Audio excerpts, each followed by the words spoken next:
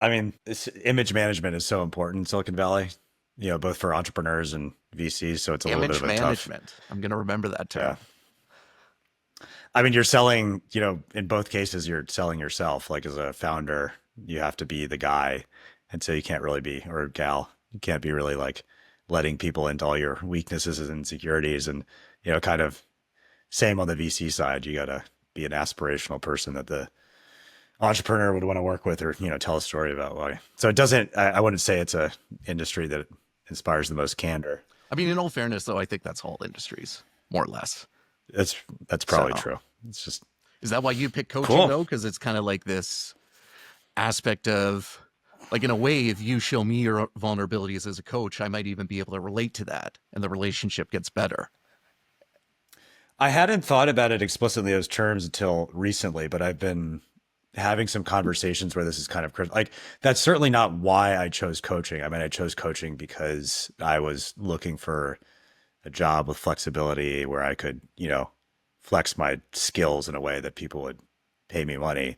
And those have all been true, but I've also really enjoyed it. And I think one of the things I've enjoyed the most about it is like, I mean, I'm just like obsessed with how people experience the world in different ways. And that, that comes out in coaching. Everybody sort of has this assumption that their experience of the world is basically the same as other people's. And, I think what I've learned in the last year is, we all pay lip service to the idea that everybody is different and, no two people are alike, but I don't think we really have a good grasp of the, scale of that variability. That's kind And, of become a to your, cliche almost. Like everyone's different, everyone's unique. yeah. And I mean, I think we have words for it. You talk about neurodivergence or something or whatever, but I think even there, like I've just kind of stumbled on some, we can get into this at some point if you want, like stumbled on some dimensions along which people can be different that I didn't even, think of as a dimension. It's really quite interesting. But to answer your question about, the vulnerability thing, I mean, I think like that has been something that I've done quite well in my life over the last, I'd say 5 years or so, probably longer. I'm generally very forthcoming. Like I've had a lot of struggles in life. And I think, as most people do, some of mine have been, I don't know, very challenging. And I think, generally people approach that one of two ways. They like kind of shut down and don't want to talk about it, or they do. And, striking that balance, it's not always the right time to disclose, but, skillfully disclosing something personal can really open the other person up and build trust. And one of the things that I talk about with prospective clients is how coaching compares to therapy. And in therapy, there's this idea that the therapist is supposed to be some kind of like impartial observer. That my sort of surface level understanding of this is this kind of like stems out of, Freudian, like a Freudian approach of like, some objective, unbiased observer who's supposed to get into someone's mind. I mean, that idea doesn't make any sense to me. Like there's no unbiased observation. And like some of the, I think one of the most useful things I can do in coaching is kind of relate something that a client is experiencing to something that I've gone through, and it really instantly builds trust and like allows them to open up. So much of mentoring or coaching or therapy or whatever you want to call it, I think, demands most important variable is trust. And if you're throwing out this like, very useful way of building trust, which is personal disclosure and trying to like, find common ground, I think you're really leaving a lot on the table, Do you unfortunately. think that it's almost, and this is, I guess, a vulnerability of mine, like I always perceived the mental health side or going to a therapist as a bit of a weakness. It's like, oh, I just got to work harder at like controlling my thoughts. But with the framing of it being a coach, different word, perhaps it has a different meaning. Do you think people have been more open to the idea of help?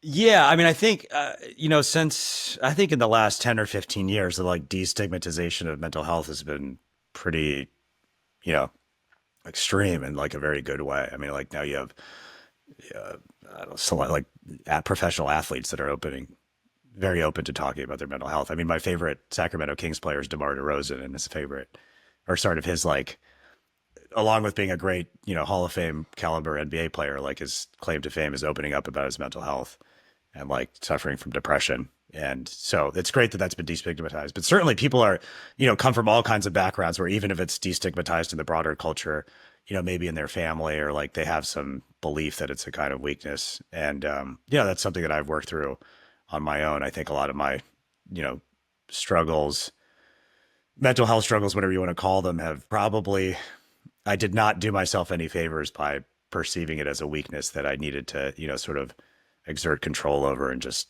fix my mindset. There's a really, subtle balance you have to strike there between like, oh, this is my illness and I can't do anything about it on one end, and on the other end, like I have 100% control over my mind at any point. And neither of those things are true. Right. And so it takes a little bit of a delicate touch to thread the needle. But to get back to your question, yeah, I think, a coach is something that you can be like, oh yeah, I'm a coach. That's really, Exactly. I'm like optimizing, I'm like getting the best performance.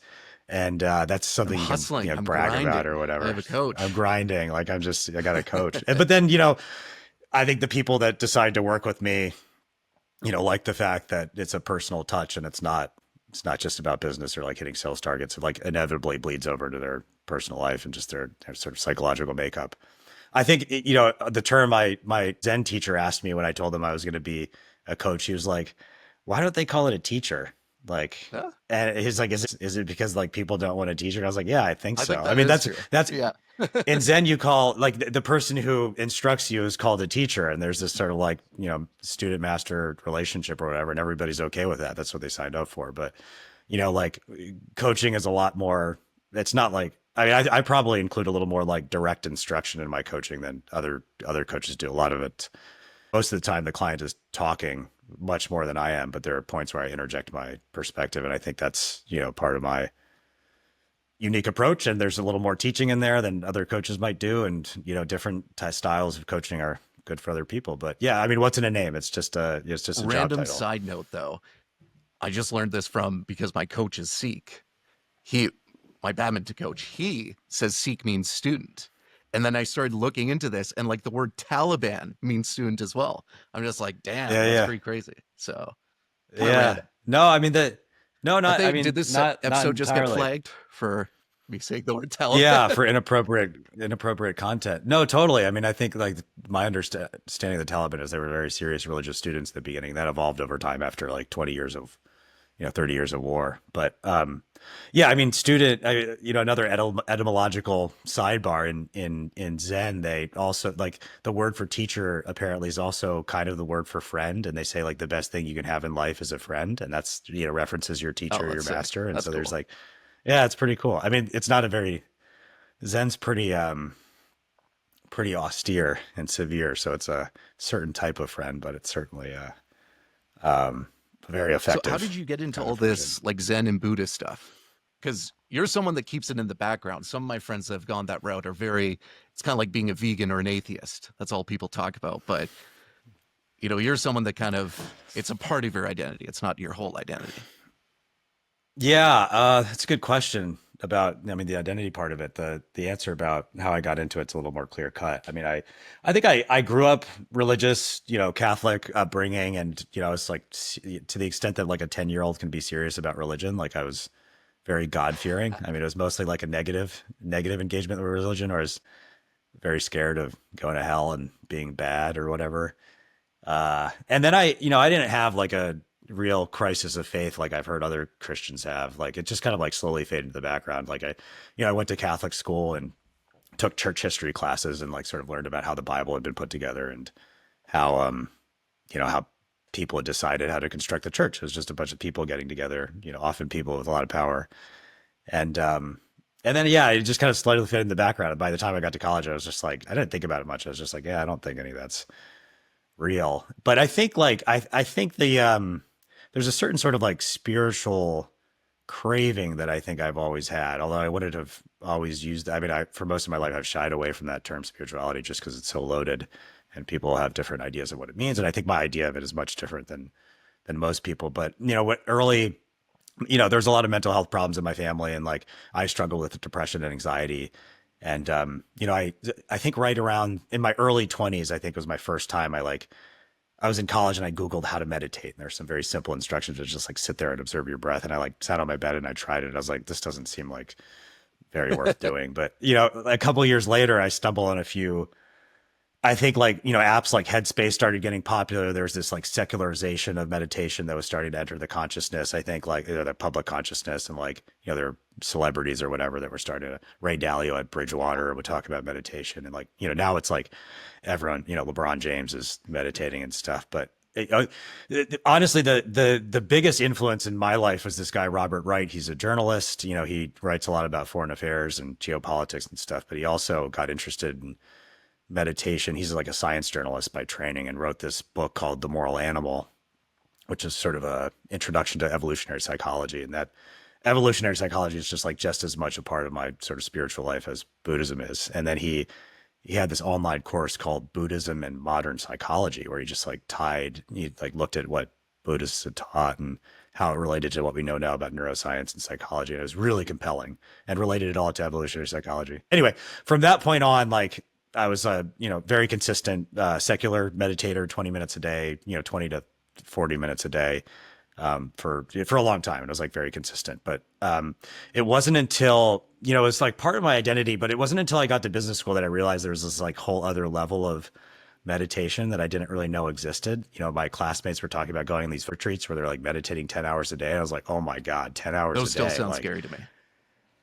yeah, but there's this conflict in my identity where it's like I talk about meditation a lot, but I like clearly haven't done like real meditation because I haven't been on any of those retreats or anything. And then like when I was graduating, in my last year at business school, I was running this little program that I called the Contemplative Leadership Program, which was like about introducing business students to contemplative practices. That's like an umbrella term for prayer and meditation and gratitude journaling, whatever. Just a set of practices that like are designed to help you like live better.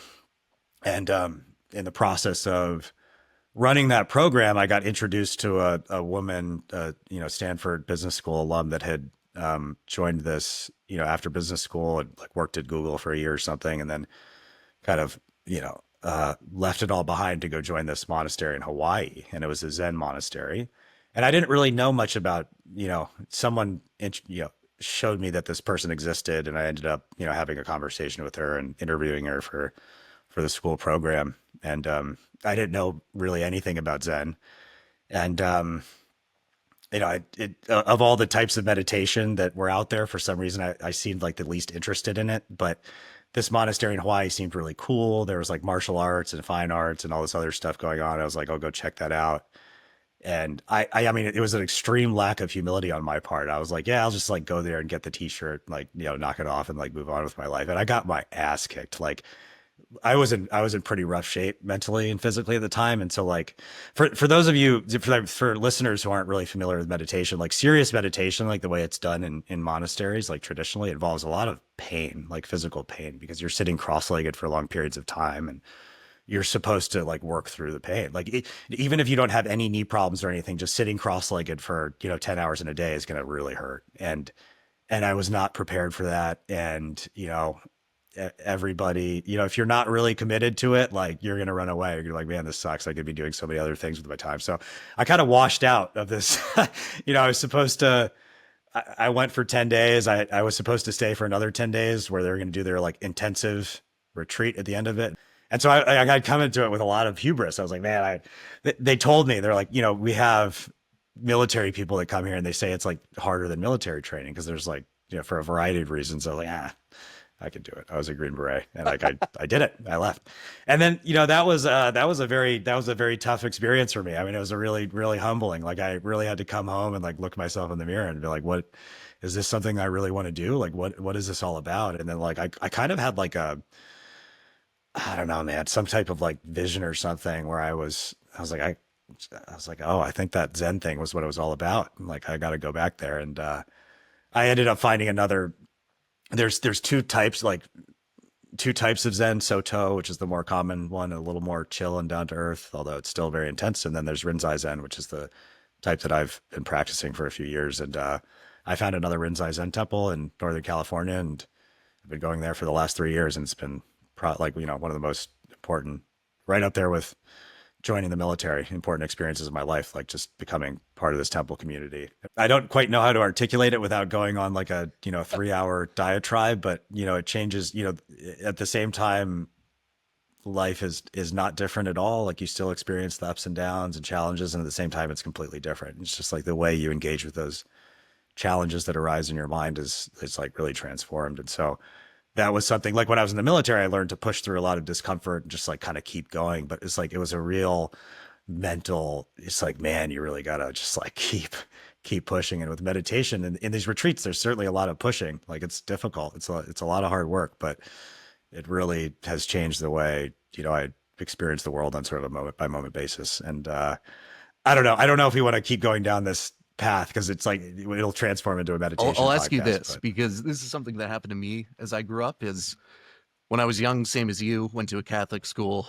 God-fearing Canadian, and then come high school, come college, I'm like, this stuff doesn't really matter and doesn't sound real to me either. But then now what we're seeing in politics, what we're seeing in social media, it's almost necessary for like some kind of glue to hold society together, whether that's, it feels like politics is a religion. What do you think of that? I think, I mean, yeah, I've said similar things, been saying similar things for a while. I mean, I think like we kind of secularized society, like it was in the 1800s when Nietzsche declared God dead. We had entered modernity and we didn't like need these ideas anymore. And, entered a period of very, in most of the West, like very secular life where, even if people were culturally religious, that's probably where it stopped. And they weren't, for most people, maybe they went to church on Christmas, but weren't real believers. And sure, yeah, I mean, it is an impulse to have strong, it is a perfectly human impulse to have strong beliefs around which center or around which you build your tribe. And if they're not religious beliefs or spiritual beliefs, there'll be something. And so, like in the West, I think, capitalism or consumerism, I mean, communism and communist nations have like filled that role. And I think like they, all religions are not equal. I mean, certain religions leave you much more dissatisfied than others, and I think it's net been it's good that we've been able to challenge superstition and really go look at the root of these things that previously that you couldn't question. But I mean, I think what's happened over the last 15 years in the West is sort of like at least tangentially related and probably much more to this like crisis of meaning. Like religion in many cases gives people meaning and the substitutes that we've filled it with. And this is not a comment on whether any religion's beliefs are true or not or anything. It's just like, that's just the nature of what religion is. It's like giving meaning to life. And secular things cannot do that. I mean, politics and like there's an emptiness of the buck kind of stops if you drill down far enough. Politics and economics can't fill those real deep needs. When you say like can't fill the hole, I know what you're saying. Like, do you think that's why there's almost been, like, I've seen people get really radicalized, left, like both politically liberal and politically conservative. And it's just been so fast how quickly they've ramped up. And do you think that's why they're kind of searching for that meaning in the cause? And there's just going to be this big crash out at some point? I mean, I think we're already starting to see the sort of resurgence. I don't have any record of this, but I kind of predicted 5 years ago that we'd see the resurgence in traditional religions. And it seems to be like the number of people I know in Silicon Valley that have admitted to like going to church or like, is that a thing now? Life has increased. Yeah. I mean, I recently read a article in Vanity Fair about the sort of rise of Christianity in Silicon Valley. And, so you can look that up if you're interested, but it's certainly coming back. Whether they're engaging with it wisely is another question that we can talk about if you want. I certainly have opinions on it. But in terms of like what people are looking for, it's like at our core, we're tribal beings, organisms, whatever, and belief, right or wrong, true or false, to the extent that we can determine those things is one of the pillars of like having a strong tribe. You have shared beliefs. And so people, to your question about being radicalized, one thing I've noticed is that like you're much more like the middle of the road people kind of stay middle of the road. Centrists kind of like stay in the center. And like, but hardcore alt-right or whatever, you get these like I don't know, someone that served in the Marine Corps or something, then realized that it's like all this structural inequality is really terrible, and they become like a hardcore progressive on the left, or vice versa, where you was like, I was always liberal, and now I realize the truth of the matter, and that now I'm like hard right. And so it's like that's sort of like a personality type, probably. Like somebody who's attracted to strong beliefs, and like a tribe that's sort of like really strongly identified with this belief. So that, Right.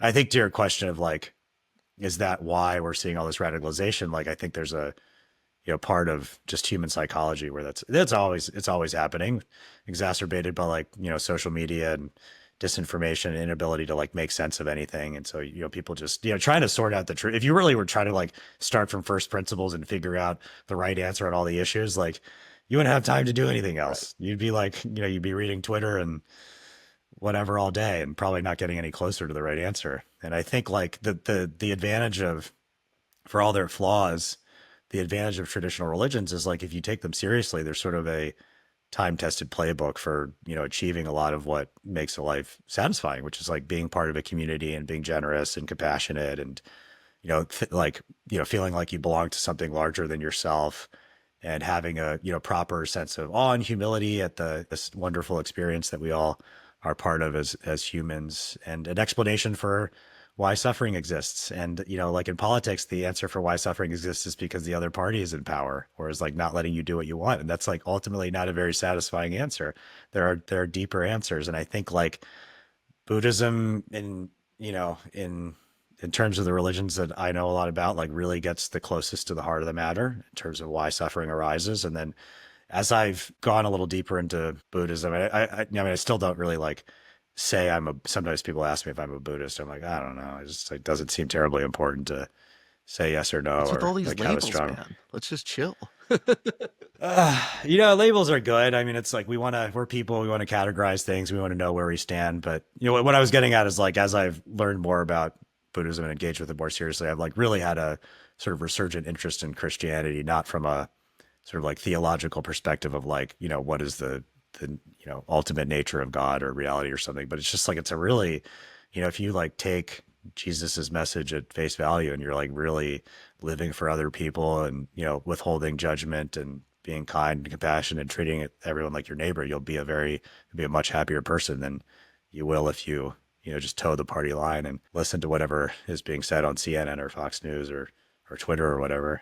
So I mean, I think that Christianity, like I could do a whole episode on just this. There's like, if you look at this story with fresh eyes, like there's just so much to learn from the story of the Bible. And it's just like, it's an incredibly rich history that stretches back thousands of years, and all of the, there's a lot of value to feeling connected to history and your ancestry and things like that in a way that sort of like modern, newer institutions just, they can't do it. It's just like they don't have the But I grounding think what you or said, experience. like the suffering part, is really interesting. I never thought about that. But just just the idea or being part of something is like really important to people. I think it's, it's one of the core reasons why I think we've had struggles in the West recently. It's like we've just taken the idea of individuality to like a real extreme. I mean, at any point in history, there's a tension between individual and group. Like, are you living for yourself or living through group? And the answer is like, you don't want a society that's entirely,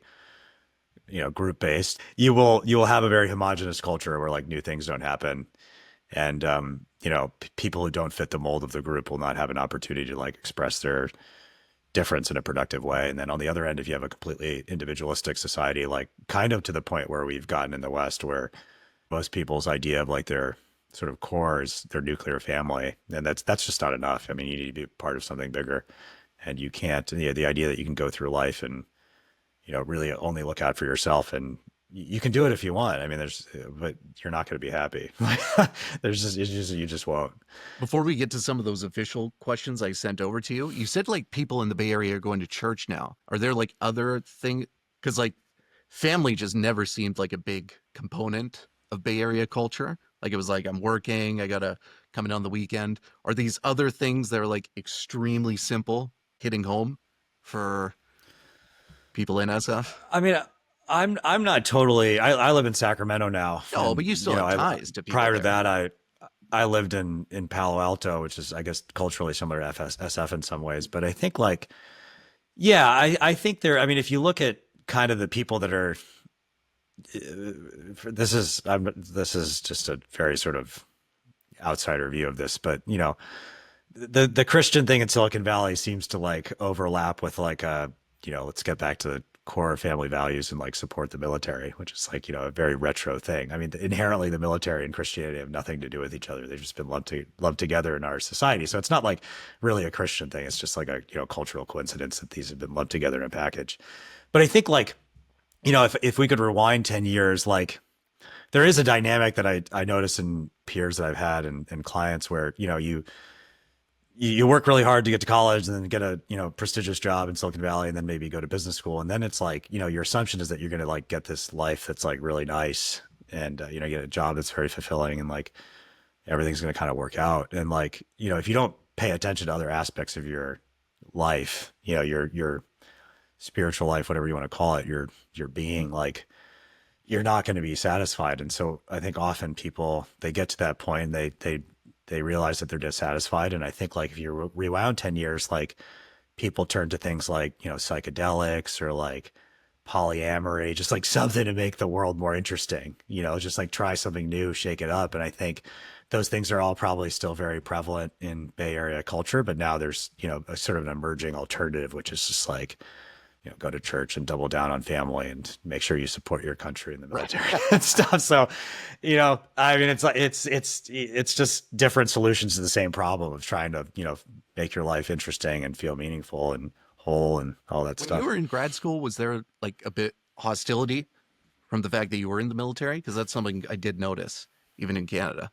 Um, no, I think generally people, I think at least in the circles that I encountered in business school, people were like able to sort of, there was like a dual, at the same time, there's, you know, respect for people that served or did difficult things in the military. And at the same time that coexisted with you know, maybe somewhat of a disapproval of like America's role in foreign policy and like our military misadventures. And I think people struck a, you know, good balance. I mean, they were humble. They're like, I don't really know much about the military. Tell me about it. You know, everyone did, you know, thank you for your service. And I think there's a lot of respect for the job, even if you know, the end point wasn't necessarily what they liked. But I mean, anecdotally, like I remember when I first got to business school, this is, I don't know, 6 years ago at this point, I'd written in my essay that I was interested in like defense technology. And like, I remember like nobody in my class, they're like, oh, that's weird. That's interesting. What is that? And then like, you know, I decided not to go that route, but now it's like, you know, one of the climate and crypto had their day in the sun and now defense tech is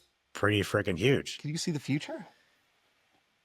Ah, You're I predicting don't all know. I this think political and I social stuff. obviously, yeah, I'm picking my winners. You know, I don't track my predictions, but I do have a sense sometimes that like looking back, I mean, another like I don't know, man. This is just me tooting my own horn, but I remember in like 2014 when the people first started talking about deep learning, I got really interested in AI and started taking like, you know, coding classes and stuff. I was like, I'm going to go be an AI guy, AI dude or something. That was still very fringe. Like when I got to Stanford, I was like, I was interested in tech and I was talking about like quantum computing and AI and stuff. People were like, what is that? Like, tech is like Facebook and Google. What are you talking about? That's not Right. tech. And like, obviously that has changed. So I don't think it's like, I don't really consciously make predictions, but I have found that, you know, sometimes I'll get interested in something that, you know, 5 or 10 years later becomes very important and I've sort of lost interest in it. So I don't know what that says about me, but, you know, what maybe I'm onto it. I maybe have to look in the mirror and, you know, figure out what I'm onto right now and see That's what that's sick. going to mean for life 10 Yeah, years from now. exactly. So are most of your coaching students in the Bay Area now, or is it throughout the US? Clients, not Students, students. I guess so. Yeah, clients. Clients. Mostly Bay Area, New York. Um, Probably second to that. None in Sacramento so far, That's but fine. um, it's different. You know, it's not a population I know that well still from a work perspective. But yeah, mostly Bay It's Area cool. folks. I mean, one of the things that you taught me is the power of reframing thoughts. And one of the examples that you gave is in like special forces training, make it to your next meal. That was the big thing. So maybe we can touch on that. We can talk about that a little bit. Yeah, I mean the make it to your next meal thing that you're alluding to. This is more of like a psychological tactic. It's just like focus on the nearest sort of reward and just anchor on that and get there. And when you get there, you can always reset. I mean, the darkest parts of training, you know that if you can just like sit down and eat some hot food and, just like put your feet up for 30 minutes, you'll be like ready to go again. I mean, not necessarily super excited about it, but ready to go. Yeah, it's really effective. Unfortunately, it doesn't translate that well to like life satisfaction in the long run. I mean, if you're always waiting for the next thing and just trying to get to the next thing, you can like miss out on a lot of life. And so, and there's no destination in life. Life is just in the living. Like you're not going to ever get anywhere where you're like, this is it. I got it. And like now I get to experience eternal bliss until I die or something. Like it's not a standpoint. Like, being happy and satisfied is a continual process of work. Like you got to put energy in to get the benefit of the happiness. And so like the way I think the reframing is probably a really big topic. I started thinking about this, reading the Stoics. They talk a lot about reframing, and like the sort of uber reframe is like anytime something bad happens in life, it's just a challenge. It's training for the future. Like put it in concrete client terms. Someone's having a struggle at work with one of their employees or a co-founder or something. The way you navigate that challenge, you will have no end of interpersonal challenges in your life, and the way that you navigate the challenge at this point in life is going to dictate how you show up next time, right? Like if you deal with it skillfully and then sort of like look back on it and think about what you could have done differently, like you're going to show up more prepared for the next one. And at some point in your life, you're going to be like really tested in some interpersonal situation. So it really matters how you show up to every individual challenge, and treating every challenge, every difficulty in life as such, as sort of like training for the next time, really changes it. Our instinct, I think, most of the time is like, oh, this bad thing is happening in my life. Woe is me. I really wish it weren't happening. And like, if it weren't happening, I'd be happy right now. And, that's true in some narrow sense, but in some long-term sense, if you think that you're going to have a life free of challenges that are very uncomfortable and like test your resolve and stuff, then, you're just not setting yourself up for success. And so if you can lean into that mentality, and every time something bad, like just take it, experience all the bad feels like, oh, this sucks. And I don't want this to be happening right now. And now take a breath and be like, okay, this is just a challenge. How am I going to approach it, tackle it the best way possible in the moment? And it really changes the way you show up to things. The aggregate impact of that, sort of the aggregate effect of doing that over and over again is just huge. And I think like to your point about how challenging this is like, we don't have 100% control over our mind. We don't even have 1% control over our mind. Our mind presents to us at any given moment what is coming up for it. And, there's some leeway to, choose to deal with that thought or emotion in a skillful way or not, but you can't change the fact that it showed up for you. And this is, I think we have a, cultural ideal of like mind over matter, just like, change your mindset and like, make yourself feel what you want to feel. And it doesn't really work that way. And that's why I find, to go with the reframing, like meditation is just such a powerful complement, because it allows you to be aware of the thoughts as they come up, and you can catch them before you spiral into this, like, oh, this is terrible. Woe is me. Like, whatever. And like, I'm speaking from experience. I have done plenty of that in my life, and it's not, it's not pleasant, and like, it's really unpleasant. And, even though facing challenges differently, where you're like, okay, I'm going to treat this as, an opportunity for training for the future and just like as a part of life, it's still unpleasant, but it's unpleasant in a way that's just like has a different, very different character and quality. It's what gives life its texture, like a life in which you, like, what is it? All of our heroes just like went through unbelievable amounts of pain and suffering, like Hercules. Like, I mean, he's got to do 12 years of hard labor. It's like, geez. And we see our heroes just, we're like, oh man, I really wish I had some like fight that was worth fighting, and I'd like really throw myself into it. It's like, we're all in the middle of that already. Like you're already the hero in your life. And so pick your mythological hero. It could be a real person. It could be, a business person. For me, it's like, I love Star Wars and Batman, and like show up like Obi-Wan Kenobi would. And we all have the every time something hard happens in life, we all have the opportunity to do it. And really, if you can sort of internalize that, it really changes your life. So meditation is the one thing that people can easily do, and they can look up how to do it. But what else? Like in the moment, if you're pissed off, like what are some things that you can say in the moment to help calm yourself. I mean, those are all good places to start, and there's like no shortage of tactics. I mean, that like you can look it up online, but you really don't get the full package until you find a real teacher. Like it just really changes. You need someone to really hold you accountable to it. And like, I think one of the misunderstandings about meditation is that it's, sort of a psychological mental process. And like one of the things that they emphasize in Zen is actually like it's a, bodily process. You pay a lot of attention to your breath, the cadence of your breath, the depth of your breath, how smooth it is. And when I am in sort of an aroused emotional state and like, feeling anger flare up or something, I try not to think. I just I focus on my breath, like really long, slow, breaths where your abdomen gets to expand all the way. And like, this is what you learn in hard meditation training is like, that is the way to get through like that really hard difficulty. I'll be and honest. So I feel like most people aren't going to do intense meditation, at least to start. So like, what are some, like you mentioned tactics. What are some tactics people can do? Honestly, I mean, at this point, I might be a little disconnected from what else you can do at an intro point. I mean, I think like a lot of good answers relate to the breath. Like, take deep breaths and let it pass. And like I was saying, reframe it as a challenge that's going to like grow you into the person that you're going to, you want to become, or, you're trying to become. And, you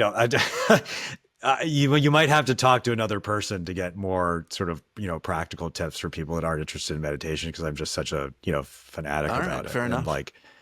And I think that, people are really interested in, learning there's plenty of ways to do it. This is just the way I happen to do it and the way I encourage other people to do it. And I find it, far more effective than anything else I've ever tried. So I would say most people know transcendental meditation, TM. Transcendental. Yeah. All right. I didn't get it correct. What are some other types of meditation that people can look into? Well, I mean, there's various ways you could sort of slice and dice it. I mean, there's the sort of tradition it falls under. Zen is a tradition. There's Dzogchen, which is like a Tibetan form of Buddhism. There's Vipassana, which is sort of like it is a word that has a lot of meaning in Buddhist history, but like recently became sort of like a movement or tradition. So those are, Vipassana is probably the one that people are most likely to encounter because they have those like free retreats, 10-day retreats where a lot of people get started on their sort of like deeper meditation journey. But then there's also there's the type of meditation that you're doing. I mean, like there's everywhere from just like basic breath counting, breathe in, breathe out, count to 1, breathe in, breathe out, count to 2, do that till you get to 10 and start over. And that's still like kind of the core of my practice. I'm a big believer in like, keep it simple and like, master the simple thing. And then in Vipassana, you're paying attention to, I mean, the meditation is just, it's where you put your attention. And so like, there's various places you can put your attention when you're meditating. It can be on your breath. It can be on like thoughts that are coming up, bodily sensations, like at the free Vipassana retreats, it's all about focusing on your body. Then there's visualizations, like, focus on some image in your head, pick an object, stare at a candle. It goes on and on. Prayer, like if you can sort of do meditative prayer, and different techniques are going to work for different people. And like really the only way to figure out the right technique for you is to try different things. And eventually, this is what my Zen teacher told me.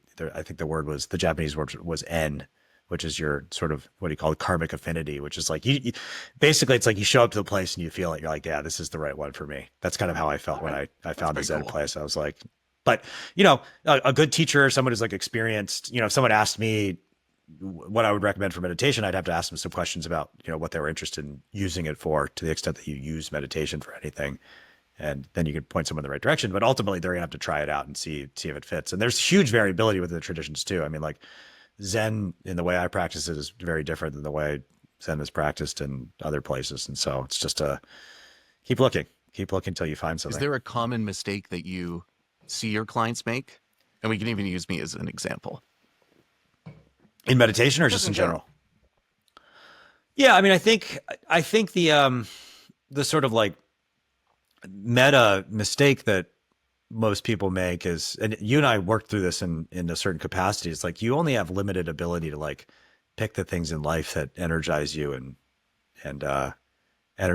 interest you. And I think, once again, this is something that I suffered through a lot of my life. Like you can play the game of like, I should like, for me, it was like, I should be interested in finance. I mean, I like math and I want to make money. So of course, finance is going to be like interesting to me. And like, I believed that for a long time without, practicing any finance. And then when when I had some practical exposure to it, I did not like it. I was not, every time I get to learn something new, I get interested in it for a little bit, but often the interest like fades away. And I think the biggest thing I try to do as a coach is to like tease out from them, like try to clear away all of the ideas of what they should do with their life or what's like what other people think are valuable. And often we don't recognize that, we think we're interested in something because other people are interested in it. We think you can intellectualize your way into being interested in anything, like, oh, I think with the right circumstances, I could be really interested in operations. But, every time you try to do operations, you're like, just, bored to tears or whatever. Or me, for example, like I'm like, very philosophical. I like to think about very high level kind of abstract things. And that is not right for most people. It's like, I'm under no illusion that, everybody should read the things that I read or like think about the things I like to think about. But it makes the world interesting that, for example, you like to interview people and like tease their story out, pull their story out. That's great. And it seems like something that you just like doing for the fun of it. It just like seems intrinsically important and it seems to energize you and you keep coming back for more. And the way I do this this wasn't quite your question, but what I try to do when I'm coaching is I ask a bunch of questions about, why they're interested in it or times that they've tried something and what it felt like. And really the breakthrough for me comes when I notice their like body language change, like people, we can all talk in circles all day about maybe finance is right for me, or maybe I should be an operator, or maybe I should be a VC or something, or, investor. But, most people that you'll hit on something where they just like their eyes light up and they're just like animated and they start talking faster and louder. And like, they're just, just really excited. And like, that's when as a coach, I light up. I'm like, okay, we're on to something. And it's just an experimental process. You tease it out. Like, to get back to the original question, the mistake is just like thinking that these major life things can be, figured out through intellectual effort on its own, that you consider, sit in a room and whiteboard it out and think about it and make a pro con list and you'll get to the right answer. Like, finding your path in life it's not a theoretical science. It's an experimental one. And so, if you think you're interested, like I gave you this when we were coaching, I gave you a homework assignment. I was like, it sounds like you're interested in VC, go write an investment memo and tell me how it felt. Did you remember how it felt? That felt pretty average. Yeah, it felt pretty mid, felt pretty mid. And I could tell, we got on the call and you had written, 1-page memo or something and you didn't seem all that stoked up about it. But you were like, oh, this financial model I'm working on, like I've been, emailing bankers, trying to ask them to, look at it and get feedback and stuff. And I was like, sick, dude. That's it. Like you already got it. And like, same with the podcasting. You're not going to be a very good VC if you have no theses, but I guess this is like another mistake is like, people they're kind of like thinking about the idea of the job. Like people have said that to me before. You're not the only person. Like, it's so sick. You're just like sitting around a table and like figuring out how the world works and like all these pieces fit together. I'm like, yeah, there's a little bit of that, but like a lot of it is not that. It's like you're talking to founders, like drilling into their financial statements and their projections and their business model and like assessing their capabilities as a founder and stuff. And like, you're going to be on calls 8 hours a day. And like any thesis making that you're doing will come in even writing the memo is kind of a small part of the job. And that's going to come in the other hours. And so if you don't want to sit there and talk to founders 8 hours a day, whether in person or over Zoom, like you're just not going to like it. And so people tend to focus on the idea of the job. And this has been formed by, articles they've read, movies they've seen, like, maybe what other people share about their job. But I mean, totally. Like I saw that movie. I was like, that's sick. It seems like such a cool thing to be a part of.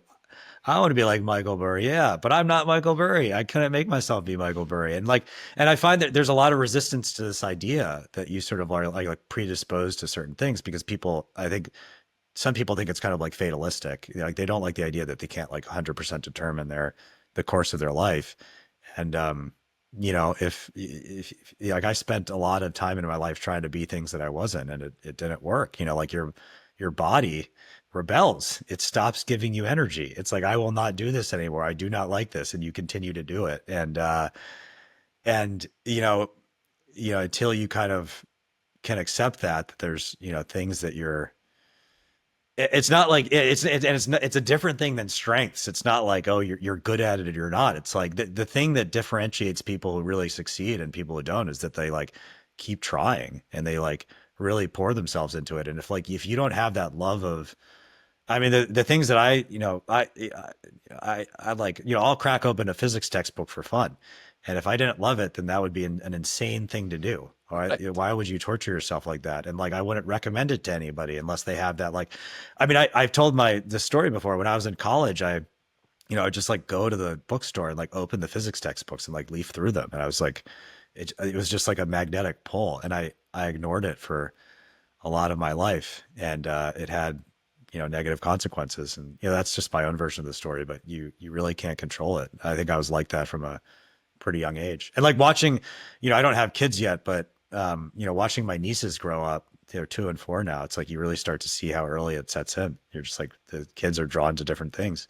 But then we grow up and, we're not taught to think that way. We're taught to think practically about, a job that's going to pay well and leverage your strengths. But like so many people are good at so many different things. I mean, like I've been pretty good at a lot of the things that I've done. Not great because I didn't love them, but good enough that I could like maintain that illusion that if I just tried harder and like really tried to get my mind into it, like I could be great at it or something. And I think it's kind of But delusional. you hinted at it, like the uncertainty and the idea of almost survival at a certain level. Things aren't cheap anymore, like living in the Bay Area or even living in Sacramento.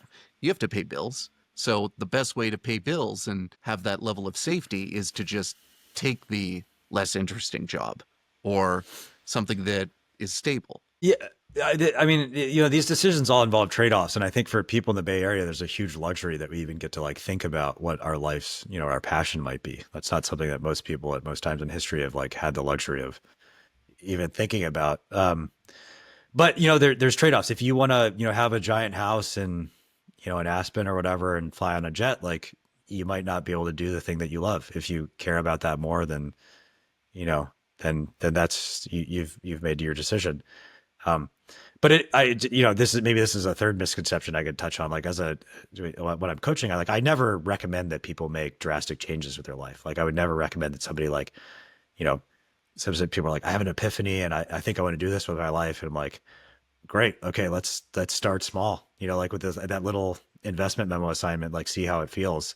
Like, don't blow up your life. You need structure, you need stability, you need to pay the bills. If you're like too stressed out about, making ends meet, like you're not going to be able to throw yourself into the thing anyway. So start small. I mean, this is how I started with coaching. Like I started doing it for free when I was still working in venture, just like coaching my colleagues, and it was a free experiment. And I was like, and then I really liked it. And, it was a sort of gentle on-ramp. I was just doing coaching on the side and then, eventually turned it into a business, but it was like a slow experimental process. And like, you get a feel for it. If you don't know that you're going to like something, like don't blow up your life about it. And then the other thing you're saying about paying them, like there are certain, everybody's different. There are, I think one of the biggest misconceptions I faced is like, find your passion at work. And I'm like, yeah, if you can find your passion at work in a way that like pays you a lot of money, you're really lucky. And like, I feel very lucky to like do things that I, feel really important and meaningful to me and be compensated for it. But for other people, like depending on what that thing is, like if you love baking, but you're never going to be like the world's best baker. And so you can't live in the house you want to live in and go on the vacations you want to live in on a baking salary. Like you got to find some work that you enjoy, doesn't feel like a net negative for the world, and you're good at, and you do it for 8 hours a day and make enough money, and then bake in your spare time, or do triathlons or surf, or do crafts or whatever. There's just so many different ways that you can piece a life together. And if you get fixated on the idea that you have to like find this singular passion, it's a manufactured idea. It's just like not true that like everybody can sort of find their passion in the world of business in a highly remunerative way. And some people don't even, I mean, some people just want to have a family and raise a family, and there's nothing wrong with that. It's the most important thing in the world to have a family. And like, if you think that that's not like a good passion and you got to find another one, then you're going to be looking for a long time. Yeah. Yeah. I think we've talked about this as well before, but I really think social media has given off this illusion that you can find the perfect lifestyle, perfect boyfriend, girlfriend, all that kind of stuff. Totally. I mean, it's like you're consuming manufactured lives. It's like the extreme version of like you read an article about VC and now you think that it's what it's about, but you see these people living these lives that are like so I've started doing like a tiny bit of social media and I'm going to try to do a little bit more of it just to like share some of the stuff I'm thinking about and working on. But, as I started doing it, I'm like very conscious that the image that I have, put forth in the social media does not accurately reflect the life that I live because there's so much time that I spend doing other things and I'm just choosing a subset of experiences to share. And then like, people will draw whatever conclusions about what they see and they'll fill in the blanks. And, totally. And it's like it's not done by actors or like famous people. It's just like a normal person. And so you're like, yeah, I could totally, you know, be a doctor and just be like totally ripped and shredded. And it's Yeah. just like, just because there's like one guy on Instagram that can do that, like he probably doesn't do anything else, doesn't mean that it's like the right thing for you to be doing. And so you got to be really careful about, how you're ingesting that information and processing it. You got to have a healthy dose of But you've been skepticism. a big proponent of practicing like mindfulness on these platforms. So do you have advice, any thoughts, feedback for people that I don't know, it seems like it's really consuming people's lives now, and that's like a bit concerning. Yeah, I mean, it's like we shouldn't be surprised by this because that's what it's designed to do is consume people's lives, like keep eyeballs glued to the screen. And so, like, the two things you can do are sort of like educate yourself about how it actually works, like the stuff I just described, that it's like this isn't actually somebody's life. This is just sort of like a, you know, um, small fraction of it. And it has been manufactured to be appealing. But I mean, I think the most effective thing is just not really to use it. I mean, I post a little bit, and occasionally my wife and I like excuse me, flip through reels and like laugh, and it's great, But we just do it like for 30 minutes, like the length of a TV show, and then we kind of like move on with our lives. Like I'm like a huge like I just You're not a doom scroller. I'm not a doom. I don't scroll really. I mean, I treat LinkedIn as, just as much like toxic social media as Instagram or whatever else you might have. And you just got to be really careful about what you're consuming. And like, to the point about mindfulness, if you're aware of like, if you can like become aware that when you open up that app and you start scrolling, that you start feeling unhappy because you're comparing yourself to people, you will eventually stop doing it. Just to draw an analogy, like it took me 10 years of partying to realize that like the hangovers are not worth, the fun that I had. And it was like, I think when I started becoming more aware of like how I felt when I was not hungover versus hungover and how my life felt, that I was like, this doesn't make any sense to do. And like, I'll occasionally go out and, you know, have a few too many drinks, and that's fine. I think that's fine. I enjoy it. It's a healthy part of life if you do it in moderation. And like same with like I don't feel guilty about being on reels with my wife for 30 minutes. And I also don't feel, I mean, I think I went through a phase of like just completely demonizing social media and feeling like I wasn't preaching about it or anything, but feeling like there wasn't, a place for it in like a healthy life. And since I've started posting a little bit of my own, I've actually like really enjoyed the process because it's like forced me to like think about how I tell a story and share information. And so, it's a tool, but it's just an incredibly powerful tool. And like those are the kinds of tools you have to be really But careful that's with. what it's kind of become. Like I see one segment which is all business all the time, and then there's just the consumer side of it, which is watching the business people or watching some random meme. That's all Instagram is. Like I don't really feel like there's, your user that goes on it for 30 minutes a day. Maybe that's your situation, but I feel like those people don't exist. You're saying the people that sort of consume it in moderation don't Yeah. exist? It feels that way. Yeah, Do you have family I think members that it's send you Instagram and TikTok reels sometimes? no, they gave up. I think my family doesn't social media very much, and that's probably one Oh, reason that's good. but I think that they also given up. I mean, friends have given up. They know that I have a dumb phone that is not capable of like engaging with Instagram, and so like if they send it to me, it's just like going into a black hole, so they Okay, stop okay. doing it. So they know not to test you. But it's not even. I mean, I just like I've set my life up in such a way that like if someone sends me an Instagram, it's like more of a pain to open it than it Oh, is really? Yeah. not open up. And so like, I mean, this is, I'm not I think we might have touched on this the first time we talked, but I'm not like a very, despite sort of, I mean, having done a lot of things in my life that, people would think required, discipline and willpower. And I think it's true. Like I'm very precious about my willpower. Like I only want to exert it in a few ways. And so I try to set my life up in such a way that I, have to exert willpower as little as possible, because it's like a finite resource. And if, I'd rather save it up for things that matter, just like, keeping my cool when I could lose my temper or something. And if you've exhausted your willpower by like, trying not to look at Instagram, even though it's installed on your phone, and trying not to eat cookies that are in your cabinet or like sitting out on the table, like you've set yourself up for failure. Yeah, that's true. All right. The cookie part hit a little too close to home. I think you can see it in my face now. That's why I'm going like this. I don't want to see my double chin when we're talking on the mic here. Well, you have great gravitas when you do this. That's true. So. I was thinking glasses this episode. I have a pair of glasses, but didn't put them on. Okay, going back to the real questions in here. All right, this is something I wanted to ask you. So you mentioned to me a couple times, or actually in our first coaching session, like some of the ideas that you have are inherently American. That's how you described it. What are some of those things? Because I feel like culturally that's the coolest thing about what I hope to do with the podcast is interview people from different backgrounds, understand how the culture is different. Yeah, I mean, I think my when I hear the word American, there's like two sets of images come to my mind. That one is still very appealing to me, and the other is not, and it's like, to me, sort of symbol of the excesses that our society has gotten into in the United States. And I'll start with the sort of more negative one, and then end on a more hopeful note. I think like extreme individualism, like, look out for yourself and it'll be net good for the world, the sort of Adam Smith philosophy. And I think that was kind of, the way we treat it now is kind of a misinterpretation of what Adam Smith was saying. I think it got, applied to context where it's not really appropriate. Extreme obsession with freedom. I mean, I think freedom is a complicated word, but there's a sort of like, type of freedom that, just means absence of constraint that I think, can go a little too far. Like, don't tell me what I can't do.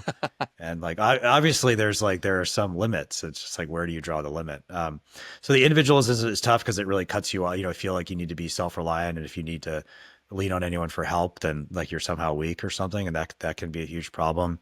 I agree with, definitely. And then, materialism. We're an extremely materialistic culture. And I think there's, pretty strongly baked in ideas of, that accumulation of wealth and objects is sort of a worthy aim of life. And like, certainly you want to have, I'm very fortunate. I have like a very nice life right now. And I wouldn't want that to be taken away, but I also have very little desire to expand it. If somebody told me I could have a jet, I'd probably say no, because I don't want to deal with it. I don't want to deal with the upkeep or think about it or anything. I mean, I think I have a strong belief that a life that's more focused on simple things is happier, and that has appeared true in my experience. Like, it's been borne out by my experience. Like, just kind of my wife and I, she's a physician. I'm doing the coaching thing. We'll make plenty of money in the future. Thank goodness, we're very fortunate in that regard, but we also like have very little, we don't have plans to buy a vacation house or anything else. Like we're just like, I think very aligned and keeping our standard of living, like basically fixed from here on out. And there's extreme talk about freedom, the amount of liberation that brings, that anything that extra that I make from now on, it's just going to go to, pad the bank account is like, wow, that's like really a burden off your shoulder, not having to worry about how are you going to afford the second home or whatever. But for a lot of people, that's a point of pride in having those things. And, there's a trade-off. It doesn't come with, it doesn't come for free. Freedom isn't free, to quote Team America World Police. And freedom is such a tricky subject. I mean, like, my idea of freedom is constantly impinging on your idea of freedom. And so like, it's not like obvious how you sort of like thread that needle, and taken to the extreme, it can like, present a lot of, difficulty as people interpret that for what it is. And then I think, I mean, yeah, I'll probably stop there. I mean, I think, other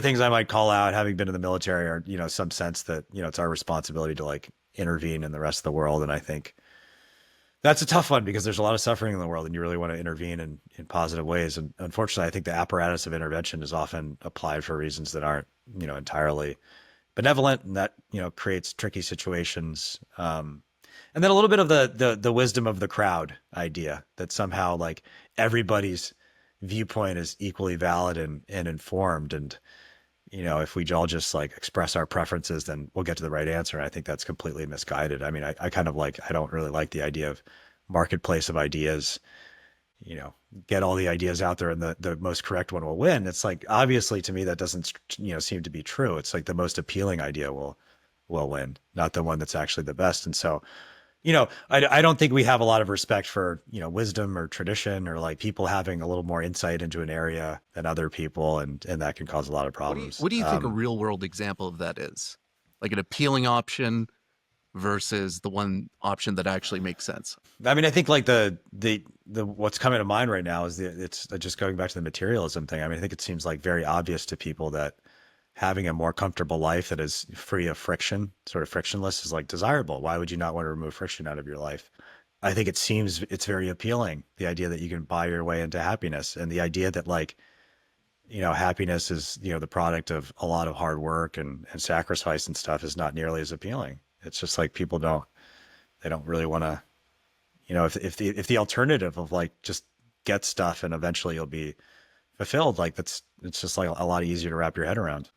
But I think it really sunk in my first, 6 months or so at VC, where I looked around and I sort of saw the lives that people were living. And I sort of was like, realizing how unhappy I was with the work I was doing. And, it just hit me. I was like, man, I don't need any of this stuff. I want to go do things that I find interesting and like, feel like I'm doing something meaningful. And so that was, it's like if you had asked me the jet question 3 years ago, like, would you take a jet if someone gave it to you? I'd say, oh, hell yeah, of course. And I realized this, it's like, I wanted so badly to be like directing my attention on other things. And I just, if that's what, if doing this kind of work was what it was going to take to get those things, then it wasn't worth it for me. And since then, leaving Silicon Valley, and I know you wanted to ask some questions about Sacramento, and moving to Sacramento where there's a lot less wealth. I mean, it's, definitely people are comfortable, but a lot less wealth. And, it has dropped out of my consciousness. I just do not think about, luxury items or, big spending or anything in the way I used to. It's like if you're presented with, the constant opportunity to compare, which is exactly what makes, social media so slippery. If you're working in I think a lot of people have this idea that they can, work in an institution where there's certain cultural norms and somehow be immune to them, be immune to everyone around you is accumulating and sort of flexing their wealth. And if you think you're going to be immune to that, like, probably not.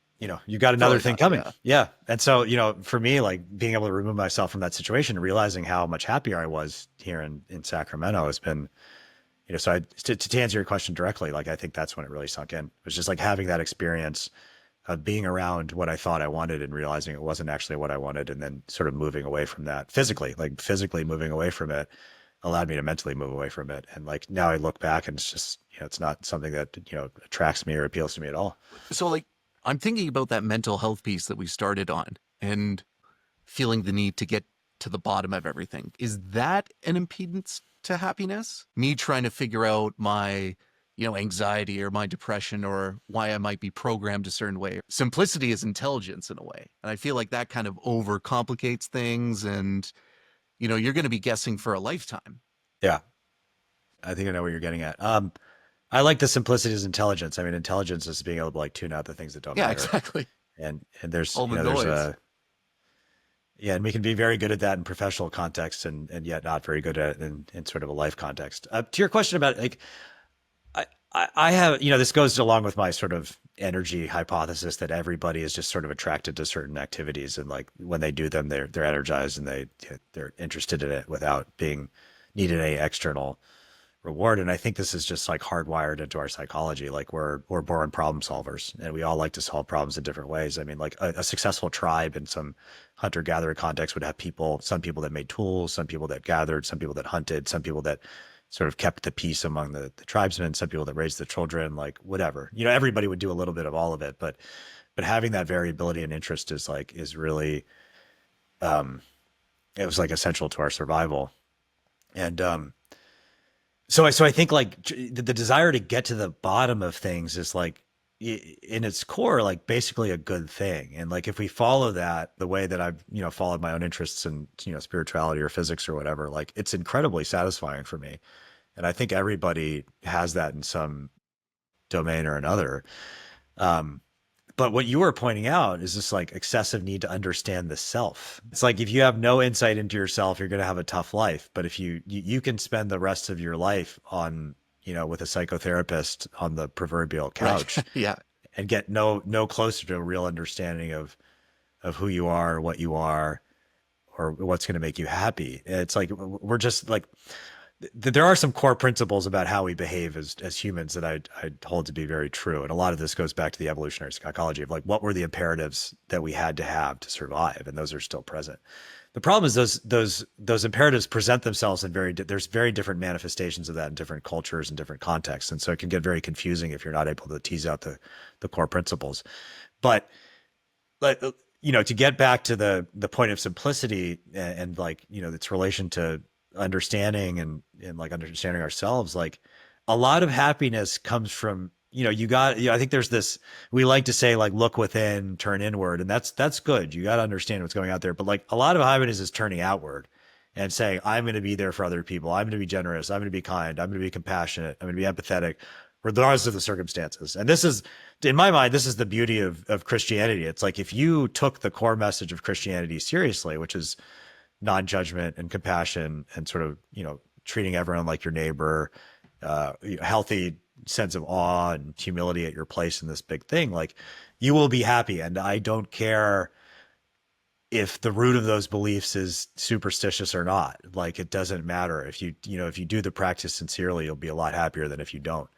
And so at a certain point, like they talk about this in the Bible, you have to like forget yourself and, think about other people. And the magic is there. We're just this constantly like changing thing in flux in relationship with our environment, like to get back to the cultural norms thing, we absorb from the outside what we're supposed to do and what valuable is. And so as you shift context, that will change. And if you're trying to look for a common thread among the sort of experiences that you had and how you showed up in different ways, it can be endlessly confusing. You don't sort of see the core principle of like just trying to like different sort of core aspects of human nature are just functioning in different ways in different contexts. You can be confused forever. And if you wait until you figure yourself out to go engage with other people and get out in the world and like, be part of a community and help people, you will never get where you're trying to go. You just Yeah. won't. Like ideally you do those things in tandem. Maybe you focus on, there are times when you need to turn inward more, times when you need to turn outward. A good life will have healthy doses of both, probably in different sort of a different balance between the two, depending on, who you are and what your sort of temperament is like. But, it's not one or the other, but you certainly cannot, you could say the same. If you just turn outward and never look inward, you will, I mean, I think like if you're depressed or, not feeling good, like probably the best thing that you can do for yourself is to do something nice for someone else. And yet like I mean this is another sort of American ideal. I mean it's like the sort of extension ad absurdum of the individualistic thing, that like the most important thing is to take care of yourself, but it's like you're not like an independent entity. Like you are inherently, whether you not like it or not, in relationship with other people, and that is dictating your moment by moment experience. And it's like I think to draw out a practical example. I mean, how often have you heard people say like, I had to cut so-and-so out of my life because they're toxic? Yeah. You Like hear that all the time. my therapist decided, yeah, well, my parents are toxic, or my best friend is toxic or whatever. And like, certainly there are like a pathological examples where people are really toxic. Like, you cannot be around them. Like they're abusive, they're, sociopathic or something. But a lot of the instances where we're cutting each other out are not that. And like, a commitment to like, continuing to try to maintain the relationship and, deal with the frustration of, relationships are frustrating, especially when we all have different ideas. We're all mixing kid grows up in a small town, goes to college in a big city and like comes back transformed. There's going to be conflict. You have a new set of ideas. You have a new worldview. And yet that like, if you think the solution to that is like cut them off and move on, it's like, you kind of miss the point. Like, a lot of the time you have to, you know, relationships take a lot of work and struggle, and there's a lot of friction in there, but that's also what life is made out of. It's a good thing my parents never said my kids are too toxic. I'm cutting them out. So that would have probably could have happened. It Probably could have happens. happened a I couple mean, times. it So happens. do you Yeah. want to take a quick breather, like water or bathroom, and then we can jump to some of the other questions on the list? Before we move on, I promised you two different versions of American, Oh yes, let's go. like the sort of I did want to share the more positive version. I think like I sort of when I was younger, I got kind of enamored with the idea of like Jeffersonian Americanism. Like his note, there's this sort of this battle between Hamilton and but that's sort of rough understanding I have between Hamilton All right, for and the dumb people in the Jefferson. room, can you explain what that means? Jeffersonian, Yeah, I was about to Hamilton. get into yeah. So Alexander Hamilton, you know, was like uh his sort of thing was like centralized government, you know, centralized banking, things like that. And then Jefferson was much more, he had this idea of, I think he called it Yemen farmers, that America was going to be a bunch of like little small scale farms, everyone sort of like reliant on themselves and like sort of working out this existence sort of separate from a centralized government. And, you know, I think Hamilton basically won in the long run. We have a very centralized government. And, you know, even people that want to tear the central government down want, you know, very concentrated power in corporations or something. And Kind of ironic. but yeah. I mean, I love the idea of these like small scale farmers just like doing the American thing. I mean, we're like an inherently sort of, you know, frontier immigrant people. You know, we came here and we were kind of the rejects of Europe when we came here and tried to start new, and in the process, you know, committed no shortage of atrocities.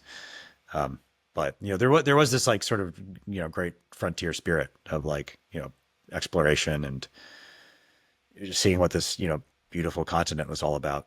And I think like that sort of, you know, romantic notion of Americanism that I think could, you know, roughly be lumped in with, you know, Ralph Waldo Emerson and Henry Thoreau of, you know, connection to nature and just some sort of like naturalistic religion is still very appealing to me. And like you know, it's one of the reasons I feel really at home in California. I live in Northern California, and I love the physical geography, and I think like East and West Coast culture are different, and it's like it makes sense because the people that made it all the way west, you know, the people that would have been our sort of ancestors, you know, 3 or 4 generations back, were like just different people. They had different ideas about, you know, they didn't want to stop. They wanted to keep pushing, or they had to keep pushing because there weren't opportunities, or you know, whatever, they had to make it rich, and that's manifested in different ways. I mean, like so the gold rush, like now we have a, you know, kind of new tech gold rush, and that's still sort of like very driven by desire for money and wealth. And then, but I think there's also just a lot of people that are just out here like trying to live a good life, you know, in connection with nature.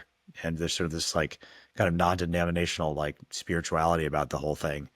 And to me, that like when I think of American in the positive sense, it just feels that's sort of what comes to mind. And I very much, you know, identify with that, you know, that it's not about the, you know, large scale, you know, America is not about the large scale institutions, whether they be businesses or the military or the government, even though these exert, you know, so much, have such a large effect on the way the world operates. But it's, you know, the spirit of Americanism is like really in the, you know, the people that are living closer to the land and, you know, being self-reliant and stuff. And like, but just to be clear, I'm no kind of farmer or anything, you know, I No, just of like course. happen to enjoy the But outdoors. man, the level of optimism Americans have is just crazy. Like anything can be done in the US. I think that's just the very I don't know if it's a belief system, but just this kind of aspirational energy, you know, wanting to Yeah, do it big. certainly. And you can do it big in small ways too. And let me, you know, put a finer point on what that means. Like doing it big doesn't necessarily mean you know, building the newest, you know, newest tech company that's worth $1 billion, or, you know, the fastest fighter jet, or, you know, what are having the biggest economy. Like you can do it big by doing something new. And, you know, there's been, I think, a long tradition of like experiments in the United States and probably elsewhere. I don't know. I'm not, you know, I don't know much about this, but you know, different attempts to make communes and hippies doing whatever they did in the 60s. And now I think California has a real appetite for that, you know, just like experiment with different ways of being. And that really appeals to me because that's what I spent a lot of time thinking about. You know, it's like, I'm not really satisfied with what's out there in terms of, you know, ways of being you know, if I thought that I could find it somewhere else in another country, I might go there. But I really, for someone like me who has pretty strong ideas about, you know, um, I hesitate to use the word better, but like better ways to live. There's different things work for different people, but experimentation with better ways to live. Like I feel like California is it's a great place to do that. There's a lot of openness, and you can. I'm not thinking in terms of anything big, like large scale. I don't want to, I don't necessarily think I want to start like a large movement or anything, but certainly just like you can do it big by just doing it Right. different. And yeah, so I think that might be, to your point, a important part of, what it means to be Yeah. American. Is your plan to stay in Sacramento long term, like Northern California? We bought a house here. I mean, I think like we can get a little bit if you want. We can talk about sort of my future plans, but Yeah, I think absolutely. both my wife and I like have a desire to move out a little closer to the nature, a little more Oh, rural. that's like off the grid type stuff. That's sick. Not totally off the grid. I mean, I'm not like a prepper or what do you call them, like a homesteader or anything. Like, I think I want to be able to go to the store and have electricity, but I also want to, like, my wife and I both love animals, and we'd love to like be able to have more dogs Oh, and that's sick. donkeys and goats and whatever. And I think like in terms of my, professional life, I mean, at some point I want to have, my own school or training center or whatever you want to call it, where I sort of teach people the things that I want to teach that I think are important. And I would like that to be situated somewhere that's not in the That's city. awesome. It'd be out in the closer to Do you nature. think it will have a farm or anything like that? Like, have you looked into that? It's certainly appealing to me. I mean, I think being a farmer is really hard, and I think if you kind of focused on other things, then as I would be, I'd be more focused on like teaching.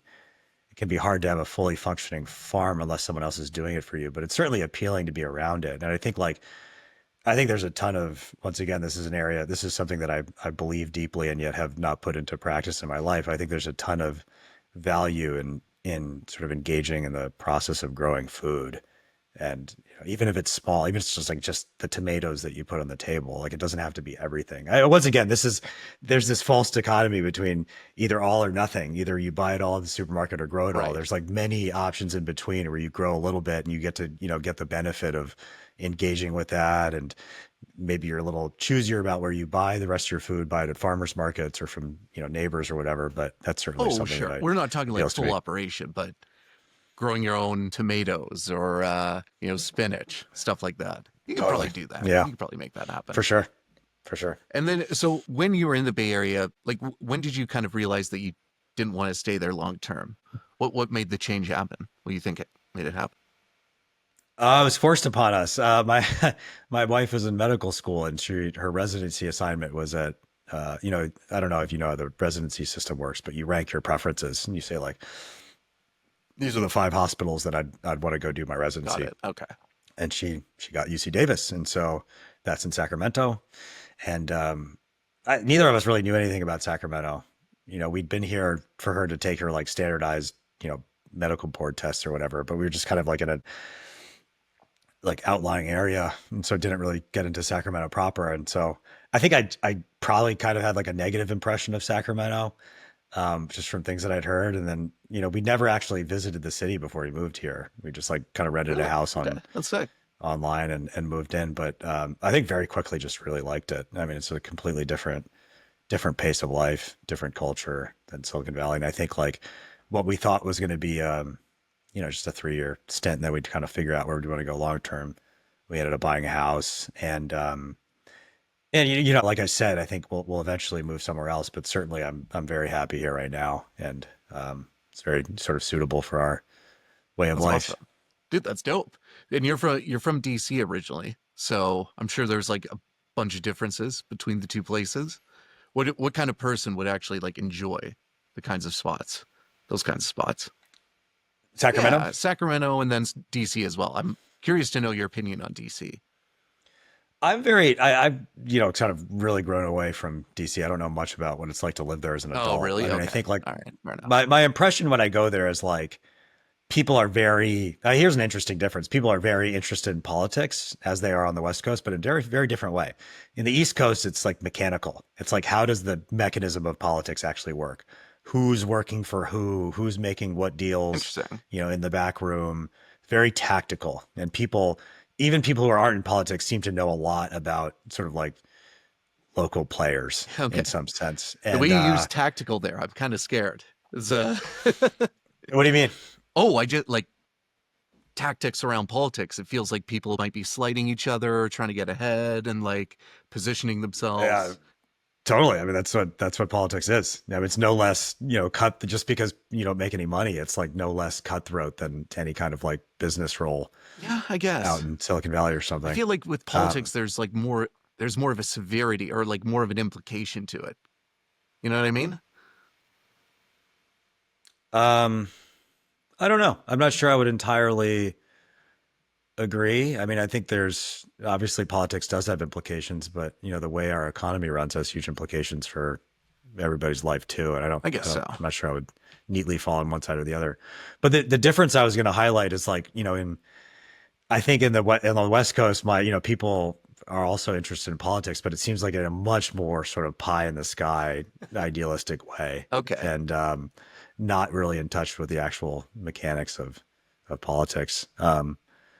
That makes sense because you're distant from it. In terms of Sacramento, I mean, I like the biggest difference I've noticed living here is like, the question of, what do you do for work is not nearly as important. Like in Silicon Valley and in the Bay, like that's the first question that you're going to ask. And like, a lot of the way we sort each other into friend groups is kind of based on, are you a founder? Are you an investor? Like, are you in a hot company? Are you an engineer? Whatever. It's like really important to people's identity. And in Sacramento, that seems to be much less the case. I mean, it's much more of like people who are working to live rather than living to work. And like that was kind of, it was kind of jarring when I moved here. You realize that people don't really, they'll ask you what you do, but they don't really want to talk about it that much. And like, so it's been, I mean, I found it much easier to make friends that are different than I am.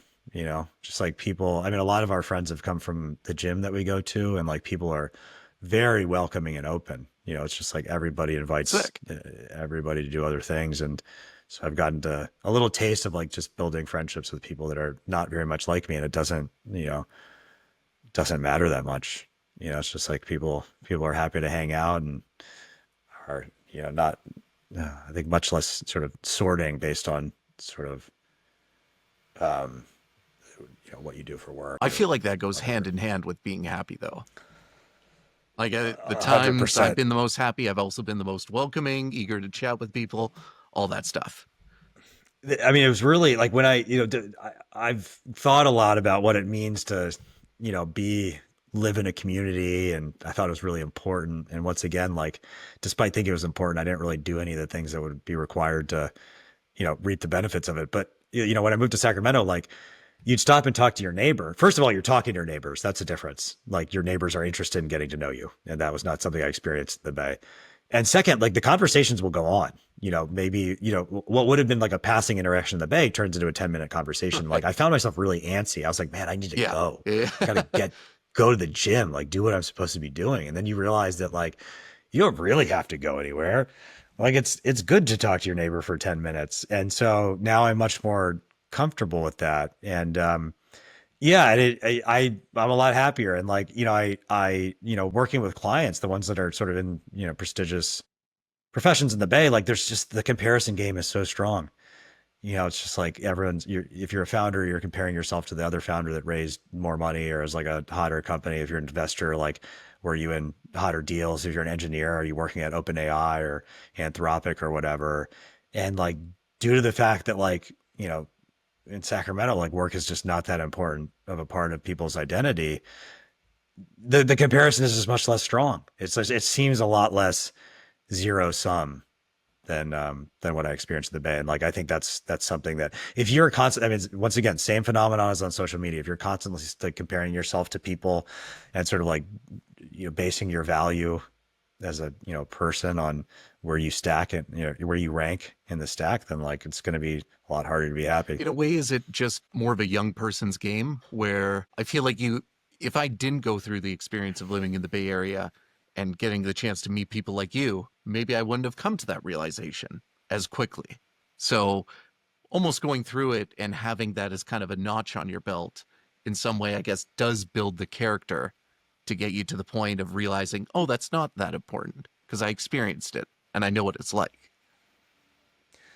I think there's different paths to it. People are different. I mean, I left DC after college and never really came back, and a lot of my friends, stayed. And I mean, DC is like, obviously it's a major city, so it's not the same as like growing up in a small town. But the path I took was the one I had to take. Like I felt the urge or the need to go, explore this larger world, um, and learned a lot along the way. And like now I'm very happy to have, seen it for what it is, and determined that through experience that it's not what I actually want. But I don't think everybody has that, needs to go on that walkabout to experience it themselves. Like some people are, I think, just happy staying home. Maybe they're not. Maybe I'm just making an assumption. Maybe they'd be happier if they did go. I think like testing your limits at some point in your life is like really valuable, whether it's in the military or in sports or in business or something. I mean, even like going to live in a monastery and meditate 10 hours a day is like testing your limits. It's really hard. It's really hard work, and you'll learn a lot from doing it. Um, so yeah, so I mean, I think like if you feel like you need to go investigate something, like go investigate it and see what it is for yourself. See what it means to work at a tech company. I don't build it up in your head before you know what it actually is. And the other thing, I mean, I feel extraordinarily lucky to have gone to graduate school at Stanford, and then worked at the company at the in venture the where I did, because it's opened up a lot of options as a coach. Like I just wouldn't have had the opportunity to work with the same clients had I not done that, and that's enabled me to have a very flexible life. And the version of life that I'm living now required me to do that. It was path dependent. Like I couldn't have just like moved directly from the army to Sacramento and become a coach and coach the people I coach now. It just wouldn't have worked. I mean, I wouldn't have understood the world, and they wouldn't have trusted me as someone that could like offer perspective on it. So for me, yeah, it's been essential. It sounds like it's been impactful and important for you. I don't know. I don't know enough about people who haven't. You always have to compare against the control group. The people that did not do it, and see what the outcomes were like. And I just don't have enough information on that to say one way or No, another. I get it. I mean, I get the position of it's hard to run the experiment twice, and you can't really, maybe you could have been doing something else or potentially better. But I feel like it wasn't wasted time in a way. Would you agree with that? I Yeah. don't. Oh, I don't. If I speak a little bit like flippantly about like, oh, I didn't like this experience or that. Like there are times that I was not really enamored with the work I did in the military. A lot of the time I was in venture, I wasn't too thrilled to be there either. But I wouldn't. I wouldn't rewind and do it again. I mean, I think like where I've ended up is exactly where I want to be, and I guess that's kind of like a platitude. I mean, you don't have the option to rewind. And so, thinking back and when wishing you had done it differently is kind of like, it's a waste of energy. It's like the only, it's just useful exercise if it helps you make better decisions in the future. Like if what did I miss last time or whatever? Like what wasn't I considering? But I don't, as someone who has had a lot of regret in life, I think,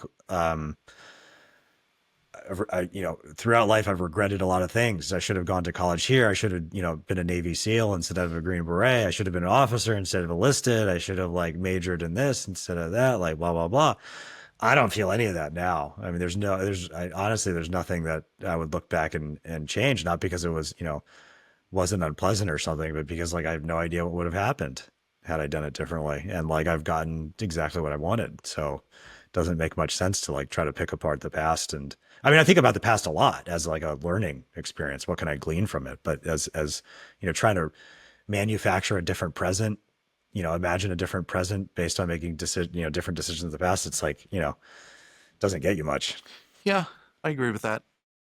So that concludes part 1 of our episode with Ian Kennedy. If you enjoyed and want to watch part 2, where he talks about his time in the military as a Green Beret, you can click the video here.